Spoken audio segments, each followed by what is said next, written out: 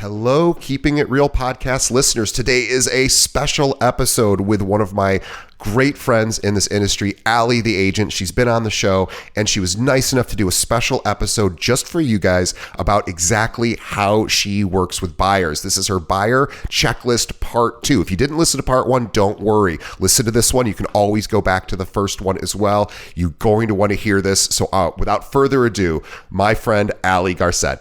This episode of Keeping It Real is brought to you by Real Geeks.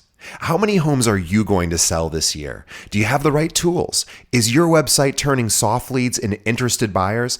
Are you spending money on leads that aren't converting? Well, Real Geeks is your solution. Find out why agents across the country choose Real Geeks as their technology partner.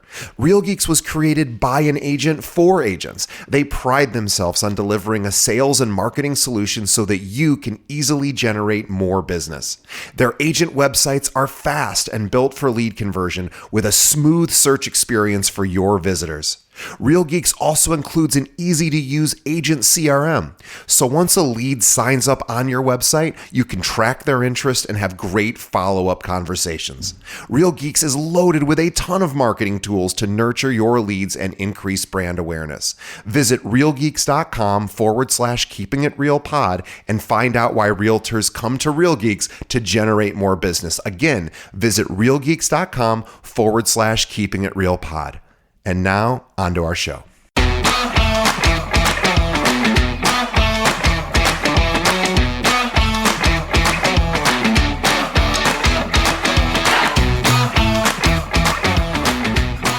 Welcome back to the mini-series on checklists, specifically for buyers.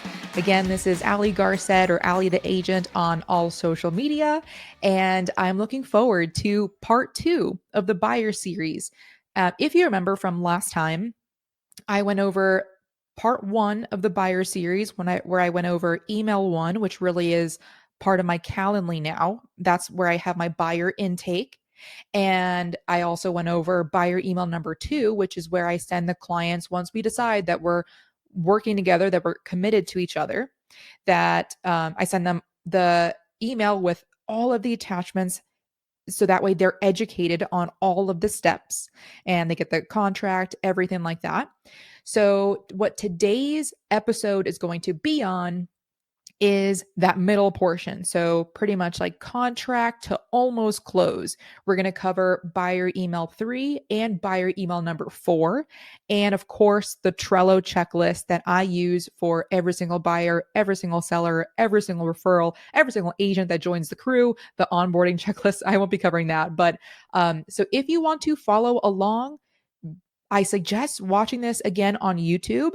I also, in case you can't watch this on YouTube right now, I do suggest that you watch this on YouTube as well later on after you listen to this episode. That will probably give you the best idea of how you can visualize it better, you know? And also, if you're interested in these checklists, shoot me a text. My phone number is 520-341-2552. Text the word checklist and we'll set up a call. And then after that, you can receive these checklists. I'm here to give it out, no cost. So also, if you're looking to one day grow a team, or increase your team, if you're already a broker owner, this is a great way for you to leverage and give a front to end checklist for how to work with sellers, how to work with buyers, how to work with investors, referrals that you can give to the agents on your team, or you can use as leverage for those agents to do the work and then know exactly what step they're on, what is next. So that way nothing is left. Because there's nothing worse than waking up in the middle of the night, and I know that every realtor has been there, where they're like, oh my gosh, I forgot to send the due diligence report, whatever it is. You can avoid feeling like that, and you can help your team avoid feeling like that when everyone has a checklist of knowing exactly what they have done, what they have checked off, what they have not yet. So again, my phone number is 520-341-2552. Text the word checklist, or if you're interested in using this to grow your team, message me. But anyway, so here is part 2. I'm going to vocalize as much as I can for those that are not watching this on YouTube. I do suggest if you find any of this helpful, please give give Keeping It Real a 5-star review, or follow them on YouTube, comment. Anything would help. And I really want to give back to DJ. So, for having such a great podcast. So over here, I'm sharing my Trello screen again. And again, Trello, for those that have not used it, is a free project management tool, free, um, where you can create cards or boards and you can list out every single item on a checklist, and you share this. As you can see, I share it with my crew, and they can copy and paste it and move it into their own board. Again, leverage. So you create the template and they can just copy and paste it and include their own address. And then, yeah, so let's go in here. The home buyer checklist, part 2. So the first time we left off at the end of the first section here, which was the buyer initiation, right? I'm not covering lead gen at this time, although I'm more than happy to do so in the future.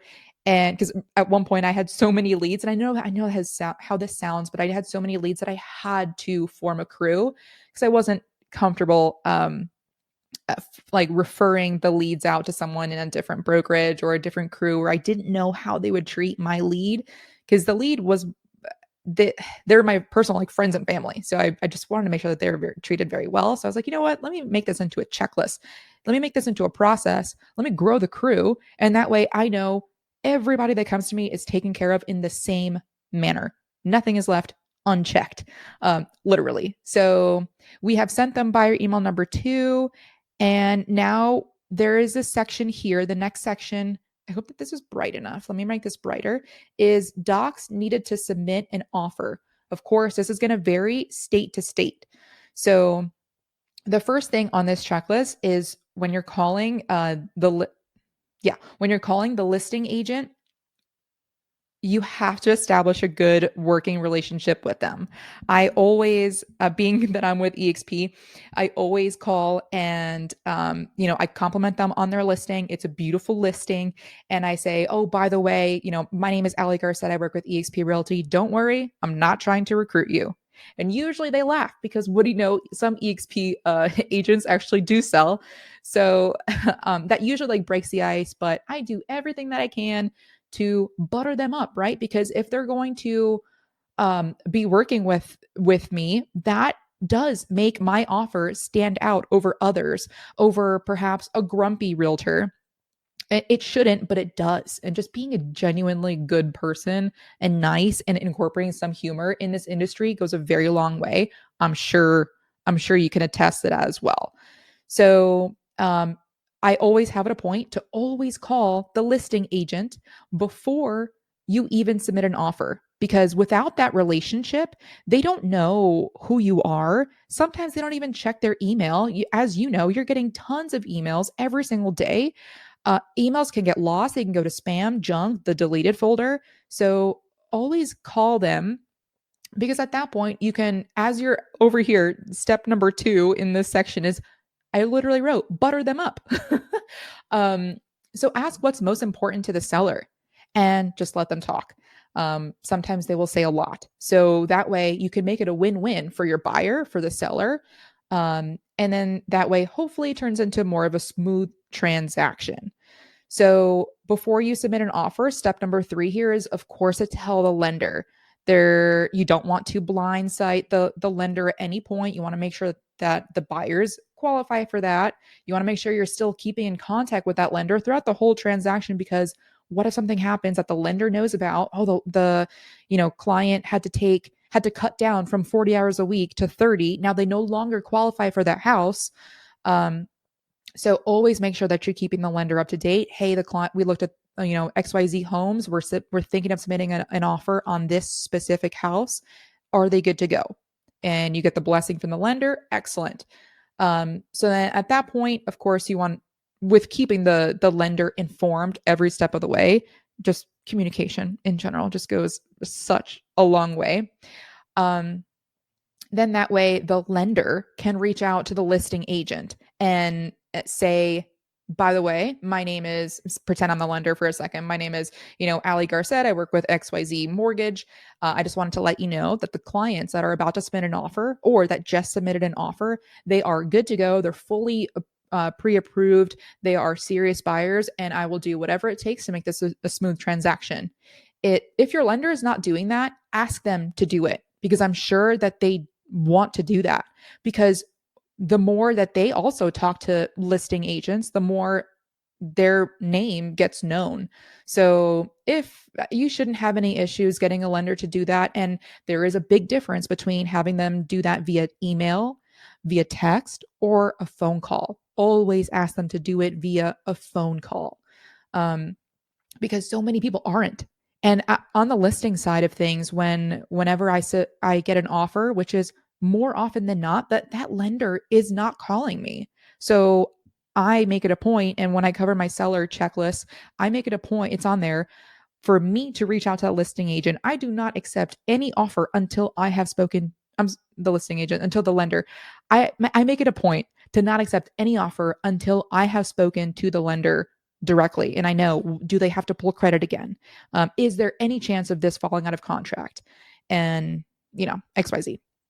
So carrying on here, send an email to the buyer introducing them to the TC, because at that point, I hope that you have a TC. If not, once you hire one, you're getting so much of your time back. So please, please do that. That way the email can say something like this. And we can, of course, plug and play your TC's name. So, hey, Alex is my buyer. I want to introduce you to my TC. He or she is going to be doing all the paperwork. They do it better than me, faster than me, and make sure that everything is in regulation, that we're on track. So add this email to your contacts, and then of course introducing the TC to the client.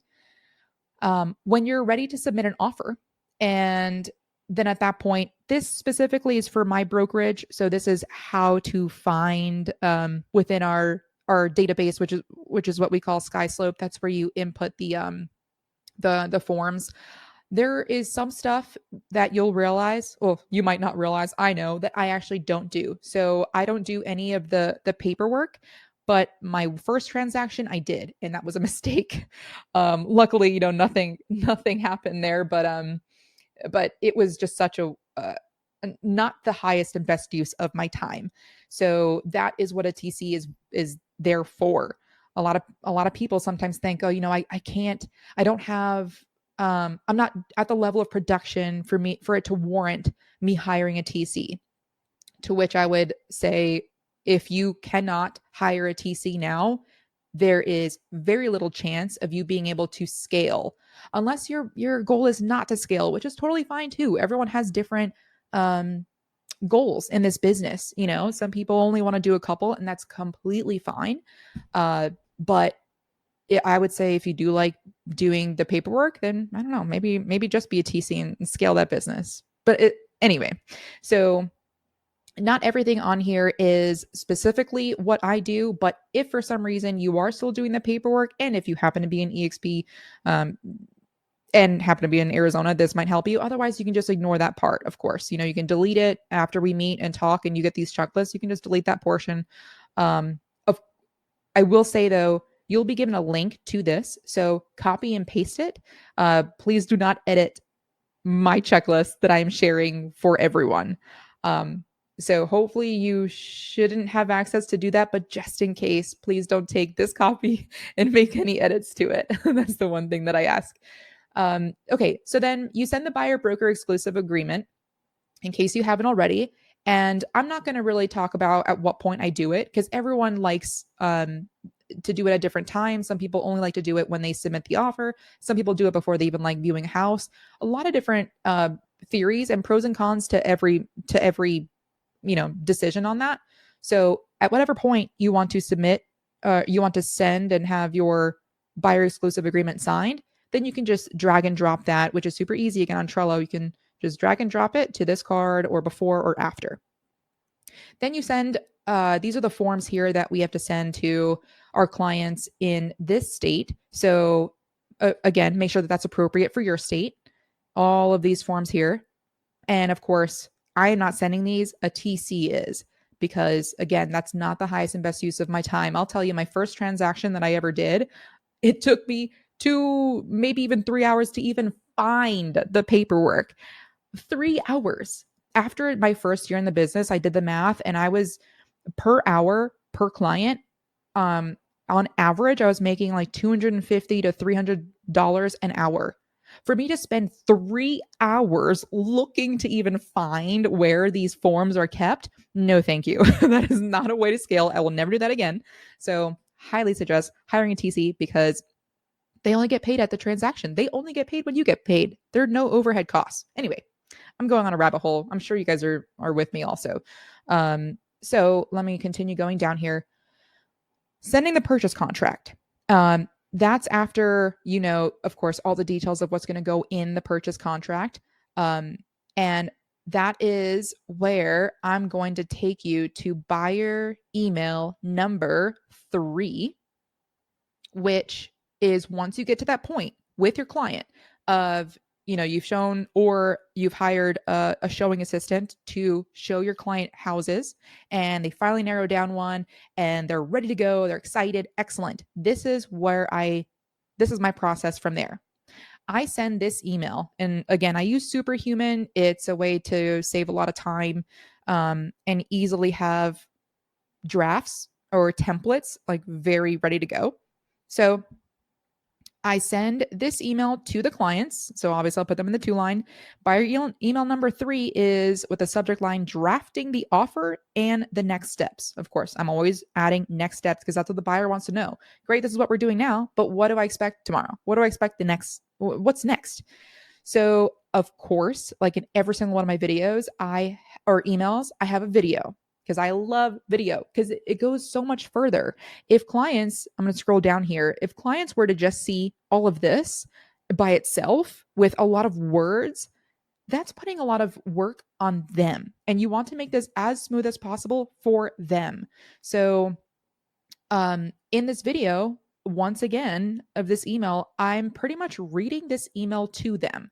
It's story time. Again, I want to make it as easy as possible for them. So I am telling them what exactly we need in order to draft the offer. And you'll realize here I have a graph. So on the left side, it's like the column of what I'm looking for. So of course, the buyer names, the phone numbers, emails, you'll probably have that already. The address, the purchase price. Take your contract, your purchase contract or offer to purchase wherever you're located, and every single line item that needs to be written in, turn that into a graph, just 2 columns. The left side is what you're looking for. The right side is blank. And you send, that is template. That's your buyer email number 3. So in that way, I send this out to the buyers and they are the ones filling this out. One, that provides them with more clarity. Okay, this is exactly what I'm doing. It gives them more ownership. They're the ones writing it in. And of course, it goes through every single portion of the purchase contract. So at the bottom here, or actually, let me scroll back up. So after my video, which is just a 1-minute video explaining what is in this email, I also added another video, which is the purchase contract overview. Now they have already received this in buyer email number 2, if you remember, because buyer email number 2 has my buyer PDF, which is my video collection of taking the buyer from the very beginning all the way to the very close end of the transaction, asking for the review. And so I clicked on this already. And the buyer contract overview is on YouTube. And it could be unlisted, it could be listed if you want. Oops. Here you go. Maybe you heard that, maybe you didn't, but pretty much that's how it starts out. Hey, congratulations, you're under contract. What happens now? And I walk them through what the rest of the contract is going to be like. So very beefy. There's a lot of information, but my clients have never said, you know what, I think you offered too much information. So that way they have that available. And then, of course, so they're filling in this information that goes into the contract, right? Then the bottom section here is the way ahead. So 1, I want you to email us back, and I say us because it's me and the TC. So in the to line, it's the buyers that are going to be signing. The CC line is the TC. Email us back. I will be looking it over first. Of course, you want to make sure that the price is what you spoke about, that the numbers make sense, that everything is on there, because ultimately you are responsible for that. So after, and then number two is tell your lender of how much you're offering, just again in case for some reason the buyer didn't talk to the lender, they're the ones reaching out to the lender as well as you are, saying, hey, just confirming again, we're making an offer on 123 Main Street, this is the price. Sign. Number three is for them to sign the offer. Number four on their list of the way ahead is I will be presenting this to the listing agent and letting them know it's in their inbox. Number five is the lender is going to call the listing agent. And I'm telling the buyer this, right? Like, hey, your lender and I are working together to do the most we can for you. It's a team effort. And then number six, be on the lookout and for the next email, which should be we're under contract. And then the attachments here that I have are the buyer advisory. Again, this is state specific, so I won't open that up. But also, again, I attach the buyer client PDF. Again, this is the whole like video course pretty much on buying in your state. So this, of course, takes a lot of effort to make, but it is so worth it once you make it, because it should be evergreen and it should apply to all buyers. So you send it, they send it back to you saying, okay, this is what it is. If you need to jump on a call saying, hey, I thought we spoke about this much earnest money, or that you were not going to ask for a home warranty, whatever it is at that point, if it warrants a phone call, excellent. If not, you're ready to go. All you have to do is text your TC saying the email that you were just CC'd on, the drafting the offer, good to go. Can you draft it up? And yeah, so that's buyer email number 3. Going back to the Trello checklist now. Let me move this here. So we have sent out the offer. And at this point, they have sent us back to it. I don't want to jump too far ahead because there are a lot. If you're following along on YouTube, if this has been helpful so far, again, please like this video, comment on it, saying what portion has been the most useful to you. If you're interested in setting up a call, text checklist 520-341-2552. But whatever platform you're listening to this, whether Spotify, Apple, please give Keeping It Real a 5-star review, because DJ does so much for the agent community and I really appreciate him. Okay. So you take the pre-qual. Of course, you're going to be submitting the offer with the pre-qual. I don't mean to say, of course, I want this to apply to all agents of all levels. So then once you have all the documents submitted to the listing agent, follow it up with the highlights. So once your TC has drafted the offer, the buyers have signed, you've already looked it over, you're good to go. Then at that point, it becomes a decision whether you want to send the offer to the listing agent or your TC. I have my TC do it.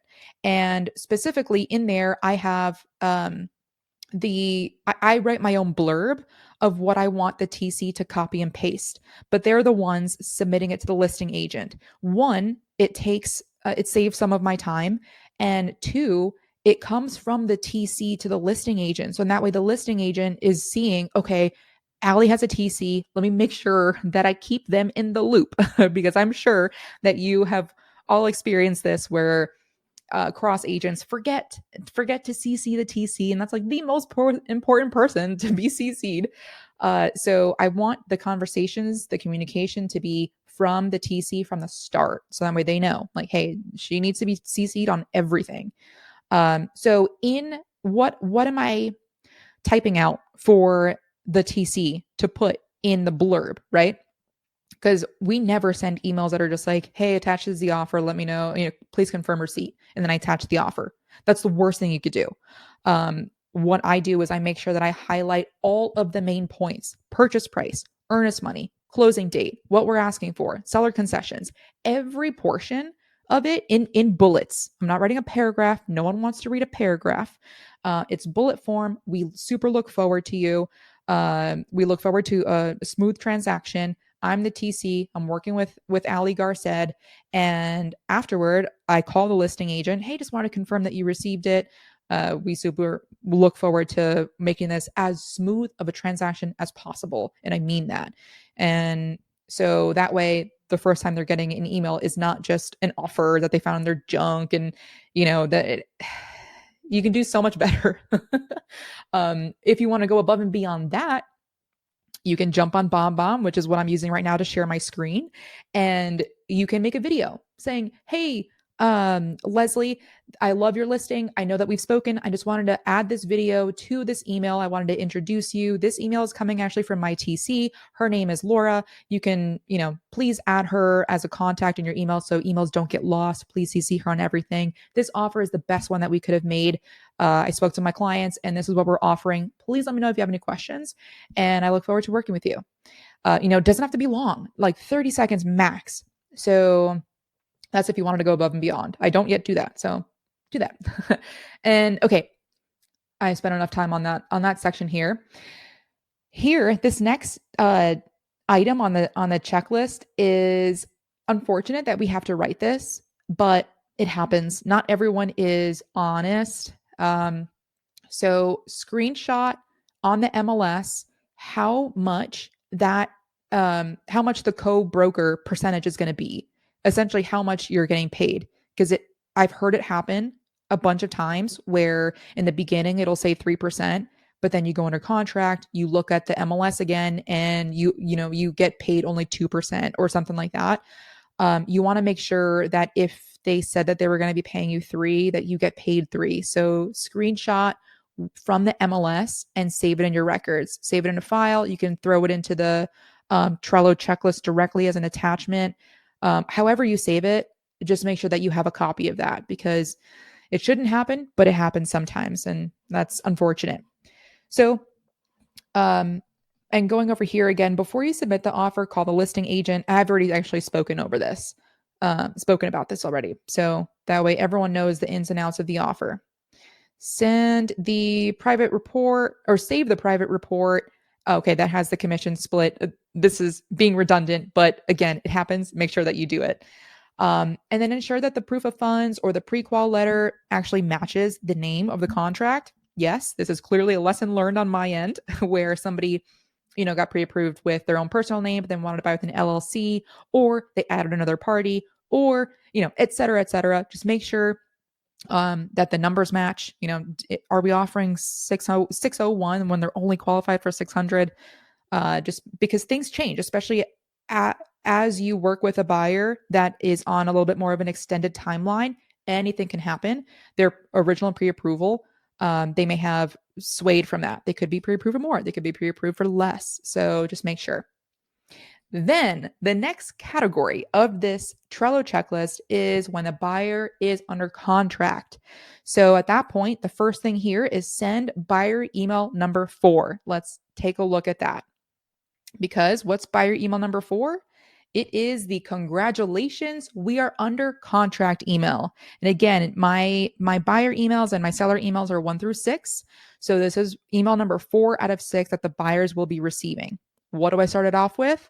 You guessed it, a video of me saying, woohoo, we're under contract. Congratulations. I'm so excited for you. And letting them know what happens now, what happens next. So I hit them with a to-do list. This is your homework. Add the transaction coordinator in case you haven't already to your contacts. They're going to be emailing you all the paperwork. Wire the earnest money deposit immediately, as soon as you can. Because and of course, state dependent, however long your state allows to do that. I know that some states do non-refundable earnest money. And number 3 is pay for the inspections. We won't be able to receive a copy of the inspections until you have paid for it. This is about how much to expect for a home inspection. And of course, save these into a digital file. You can take it off your taxes at the end of the year, but talk to a CPA to confirm. I'm not a CPA. So I tell them more or less what they're expecting to pay for the inspections. At this point, this is nothing new. I've already told them this in the buyer initiation.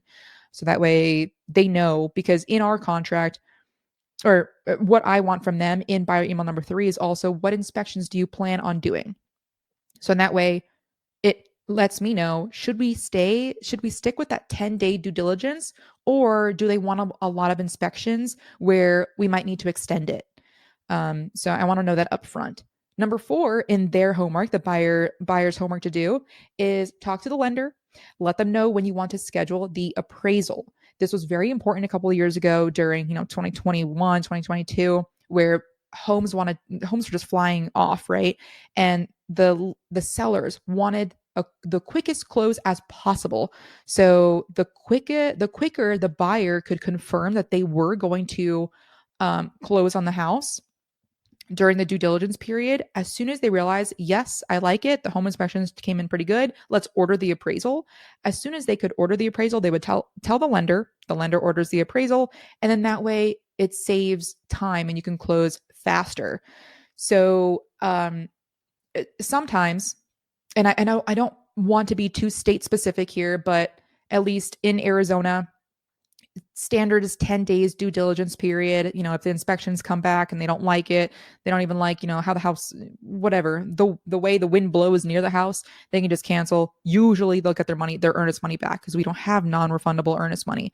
But if they like it during that due diligence period, if they know that they're going to continue, boom, let's order the appraisal. Let's order the appraisal sooner rather than later. Again, I explain the risk that in case, if you want to order the appraisal fast, to close faster, there is a risk that you might end up paying for an appraisal that you don't end up needing. Because if the appraisers are booking out 2 weeks and we order it now, but then by the time we get all the inspections back in 10 days and you realize that you don't want to continue, that appraiser might still be charging you. So it's up to them whether or not they want to spend the around $600. Sometimes they do. They're like, yeah, I want to close fast. Sometimes they're like, you know what? No, let's wait until all the inspections come back and we agree on the rehab or the fixes. So number 5 is, once we have all the inspections back, do not fret. I literally have it here written out. All inspections reports are 60 to 70 pages long. Whether the home was built in the 1800s or it's a new build, it will be as lengthy as possible. It's going to make you feel bad. Don't freak out. I want to talk to you first.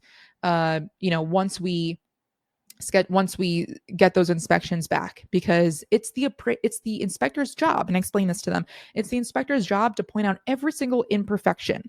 So that's what they're getting paid for. They're not going to say, oh man, the condition of this roof is beautiful, great roof. They're never going to put that in a report. They're only going to put everything negative. So I let the buyers know that, especially if they're first time home buyers. And number 6, if there are major repairs needed, let's discuss renegotiating. I said that pretty weird. Renegotiating. Okay, so whatever may come from the inspections, we have to give, in this state, again, I'm only talking about Arizona. We have to give the seller the opportunity to fix before we can talk about closing costs, or seller paying toward closing costs or reducing the price.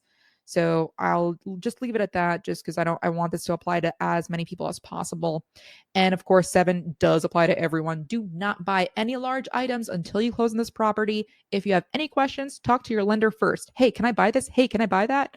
Don't risk losing this property.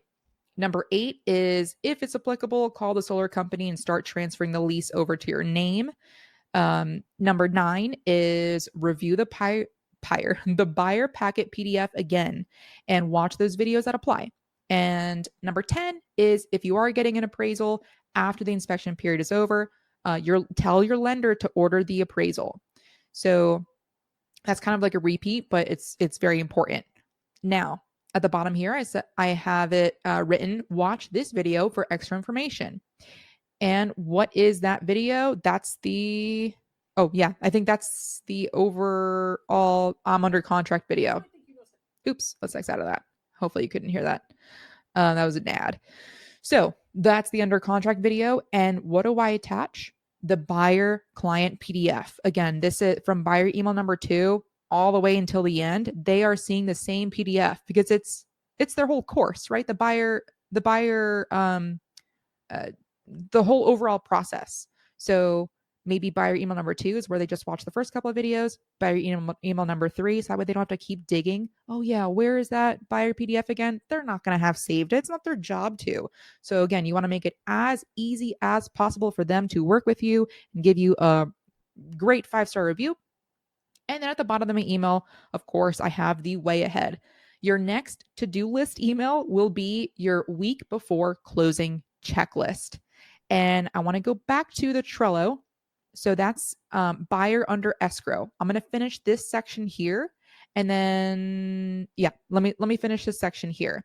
So as soon as you're under contract, tell the lender, again, the lender should have already been kept up to date because you have a checklist where you're talking to the lender and you're telling the buyer to talk to the lender. And then you're under contract. At this point, they're happy. They're excited. Sometimes they're nervous, of course, with, good reason. It's probably the most expensive purchase of their life, or one of them. Ask for a referral. Hey, I'm so happy that you're so happy. Is there anyone else that I can also make happy? Do you know of anyone else looking to buy or sell here in insert city? And that's a great way to get a great time to get referrals. If I know a lot of agents do this, I personally don't, but not for any specific reason. This is also a great time to get a review. So a Google review. Hey, up until this point, this is my agent in this city, and it's been amazing so far. We're super excited. We just went on our contract. Keep you posted. So you can ask for a review then too, with or in lieu of the referral. So of course, you've submitted the offer. You're making sure that the buyer has wired their earnest money, and you want to talk to the title company, make sure that they did that, or however your state works. If you're looking at a quick close, tell the title to rush the HOA paperwork. That will cost extra. Of course, you have to tell your client that if you are even in an HOA area. That is a lot of what we had to do in 2022. And ask them what type of inspections that they want to have on the property. This has already been done. You've already sent the under contract. Now what email? Ensure that the seller is going to have either a contract or lockbox. So this is state dependent too. Some states allow that the inspectors can just go there without an agent. Some states don't. So Arizona, you have to be there with the inspector. So make sure that, whichever way it is that it applies, that you're staying in the regulations. Sorry, that was like a military term that I got used to. So then you confirm the deposit to the escrow or title. You're looking at the title commitment. Look at who's the seller. Is the name who you thought it was? And you just want to make sure that you're probably seeing some overlap here too, where this is of course on the listing agent's responsibility, but you also want to make sure, probably even before you place an offer, that when you're making an offer, who it's to is actually on the county records of who owns it. So I hope that explained that correct in a way that you can understand. So at that point, you confirm that the lender ordered the appraisal, if there is an appraisal. You've scheduled the inspections, or the TC has, and they just let you know. Either you're going to be out there, or another agent, a showing agent, can be out there. Again, state dependent. Add it to your calendar if you are going to be doing that, and collect the HOA documents if that's applicable. Remove any contingencies as you're continuing through the transaction, the home warranty at that point. Finalize a social media post. Hey, we're under contract. Maybe you could share a reel. Of course, no specifics, but that you're excited for your client. That will generate more referrals. Schedule a photo with the clients. Bring the marketing key. And then at that point, you contact the title company and you ask them for the commission instruction form, how you want to get paid, whether you're picking up a check, which I suggest don't drive to go pick up a check. Just like I don't suggest you driving to go to the grocery store to go grocery shopping, go on Instacart. So I'm just not a fan of driving. I think it's a really big waste of time unless you're being driven around and able to work in the back seat. But maybe that's just how my brain works. So you want to make sure, of course, when that due when the inspection period ends. You want to know all the timelines. You and your TC should have those dates like memorized. And well, actually, maybe instead of even memorizing it, this is what I do in the title. If you scroll all the way up on this checklist, I have it here as a template for the title: PP, purchase price, close of escrow, earnest money, due diligence period.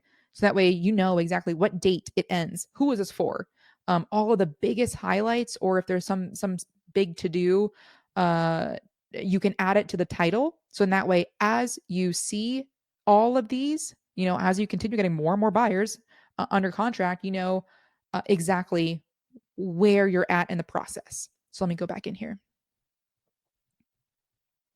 Then, where was I? Okay. If during escrow your client messes up the deal, or the deal falls through on your end, send the cross agent flowers, chocolate, champagne, candy to their office with a card that says, "Hey, Leslie, I'm so sorry about what happened with the transaction." Even if it wasn't your fault, if you worked with them and you liked working with them, send them something of gratitude. It goes such a long way because agents don't really show gratitude to each other. So, I'm so sorry about what happened with this transaction on 123 Elmo Street. I know that you have a backup offer already, and and that you're under contract with another offer. But again, I just wanted to say I'm so sorry. Thank you so much for the time that we did work together. This goes such a long way. Even if it was the most terrible, actually, especially if it was the most terrible transaction, at least they realize you're a person, you care, you spent time out of your day to send them something. And it's to their office. So they're like, "Oh man, you got balloons? What for?" "Oh, a transaction that caught on fire." Like, what?